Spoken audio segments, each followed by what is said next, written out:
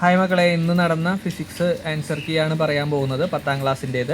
ഒന്നാമത്തെ question, ohmic heating എന്നത് indicate ചെയ്യുന്നത് എന്തിനെ കുറിച്ചിട്ടാണ്? ജൂൾ ഹീറ്റിംഗ് ആണ് കേട്ടോ. ഓപ്ഷൻ സി ആണ് കറക്റ്റ്. അടുത്തത് സ്റ്റേറ്റ്മെൻറ്റും റീസണും ആണ്. അതിൽ ആദ്യത്തെ സ്റ്റേറ്റ്മെൻറ്റ് കറക്റ്റാണ്, റീസൺ തെറ്റാണ് കേട്ടോ. അപ്പോൾ statement is correct but reason is incorrect എന്ന് പറയുന്ന ഓപ്ഷൻ സി ആണ് കറക്റ്റായിട്ട് വരുന്നത്. എല്ലാവരും ശരിയായി എന്ന് വിചാരിക്കുന്നു. അടുത്ത ക്വസ്റ്റ്യൻ പല കുട്ടികൾക്കും ഡൗട്ട് ഉണ്ടായതാണ്. വാട്ടർ ഡ്രോപ്ലെറ്റിൽ എന്തൊക്കെ കേസുകളാണ് വരുന്നത്?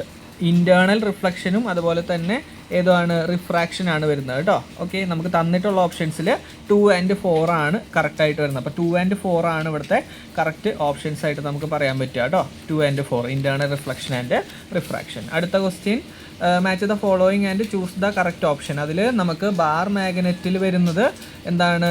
പെർമനൻറ്റ് മാഗ്നറ്റിസം ആണ്. അതുപോലെ തന്നെ പൊളാരിറ്റി കനോട്ട് ബി ചേഞ്ച്ഡ്. അപ്പോൾ ABF എന്ന് പറയുന്ന ഓപ്ഷൻ ആയിരിക്കും കറക്റ്റ് നമുക്ക് വരിക. ABF, അതുപോലെ DEC എന്ന് പറയുന്ന ഓപ്ഷൻ. അപ്പോൾ ഓപ്ഷൻ നമ്പർ C ആണ് കറക്റ്റായിട്ട് വരുന്നത്. ഈ 4 ക്വസ്റ്റ്യൻസും എല്ലാവരുടെയും ശരിയായി എന്ന് വിചാരിക്കുന്നു.